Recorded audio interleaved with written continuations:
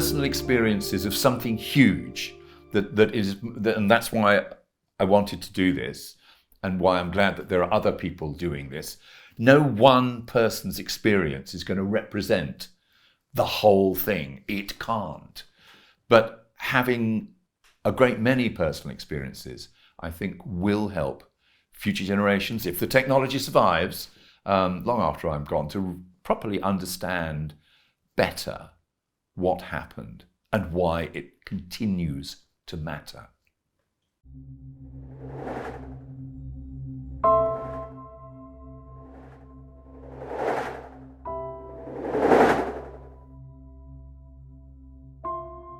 Robbie died on New Year's Eve, so the end of 87. He just escaped having to be buried in concrete. People had to be buried in concrete. I wasn't allowed to view the body. 4 of my lovers died all in the late 80s, early 90s. I was living in a dark little council flat, which I'm still living in really. I mean, nothing's really changed. I was on the edge, yeah, all the time. Psychologically, physiologically, spiritually. I withdrew. People were dying around me, as you know. Friends, my circle of people were less and less. I was very unhappy. We were just at that point, if you like, of feeling hopeful about us. And he'd gone to his hospital and he didn't see his own consultant at that time. But he was told, basically, and it was a word which I don't hear anymore, thankfully, but he was told he was a treatment failure. By the time Robert came out of hospital, he was 4.5 stone. I could carry him up 4 flights of stairs to his bathroom because he wanted a bath in his bath. You know what I mean? We forget this completely devastating impact. We were supposed to meet on the Monday, and unfortunately I kept phoning, couldn't get hold of him. And by the Tuesday, when I was phoning, the police answered the phone and he'd hung himself. Nobody thought to test me because I was, straight white woman. I hope it will be different nowadays. I'm pretty sure it will be. But back in those days, I didn't really know any women who were positive. I wasn't going to tell my friends because I would sit in conversations and people would say, if anybody with HIV was part of a group I was sitting in, I would just leave, And I was sitting right in the middle of these conversations. And I thought, there's no way I was going to disclose my status. We were all double gloved and double gowned, and he was kept in an isolation room. All of his cutlery was plastic, paper plates. Even his notes had infectious written on them. We didn't touch them without gloves on. His bedding was burnt. I mean, it was just horrendous. We used very high doses of AZT, which was trying to find our way through it. At the time Sam was taking it, intellectually, I was worried about a failed chemotherapy drug being used, and I thought they don't know the doses yet, which they didn't. And actually people got really bad side effects, but there wasn't anything else. And so we spent a lot of time managing side effects. And what the best doctors will say, we just didn't know how to get the doses right. People like Sam had to die, in a sense, to get the dose less toxic. AZT matters a lot because it proved that with a drug that was a weak antiviral, we could have an impact on extending life.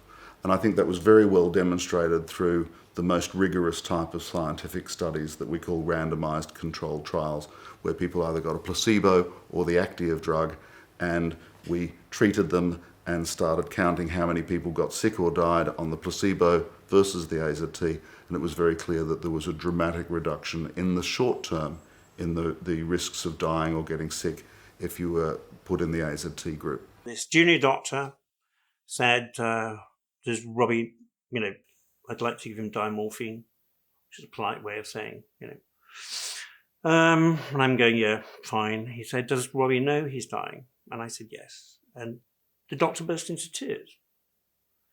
Doctors and nurses used to go to people's funerals. You know, kind of, because in a strange kind of way, we're all in this together. And I think HIV care, in a way, became the model, you know, the gold standard of care in the UK for the NHS.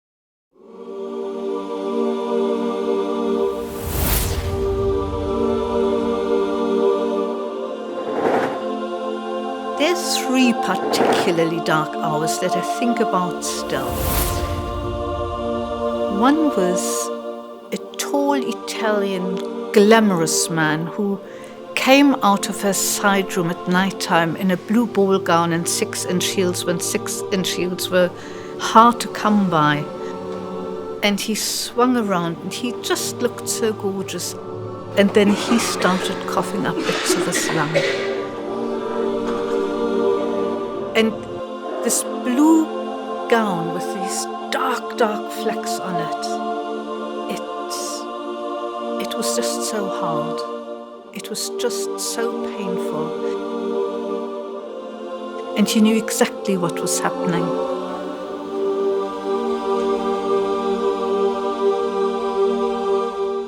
I feel sorry for them. They were just wrong place, wrong time.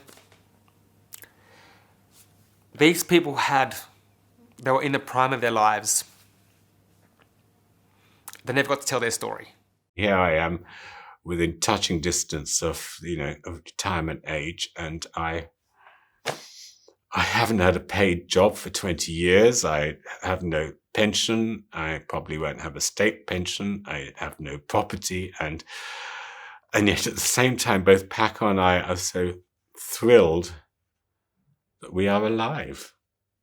Looking at kind of the whole epidemic and looking back at the 80s and the 90s, I'm just incredibly struck and touched by all of the lives that were lost. And for me, as a gay man who's HIV positive, that's part of my story too. All of those who came before me, that's part of my story. My life is very different, but it is part of my story, and I think that I don't want to lose any of that. I don't want any of them to be forgotten, because I think it's so, so powerful to remember all of the men and women who died and to hold on to that. Within a couple of days of starting medication, it was as though I'd been carrying, I don't know, a 300-pound bag that somebody had just taken off my shoulders, and suddenly I felt like I was alive and I was well and I was healthy and I had just this abundance of energy. I went out clubbing. They can never be forgotten. They did so much for us, and that's why sometimes I get so angry with the younger people now that just think, oh look, it's a little, I can take a tablet for it. This tablet wouldn't exist if it wasn't for those guys. Seems to me that the history of HIV/AIDS must teach us the value of compassion, must teach us the value of hope, because what seemed utterly dark and pointless and cruel has been treated and has been turned into something of hope.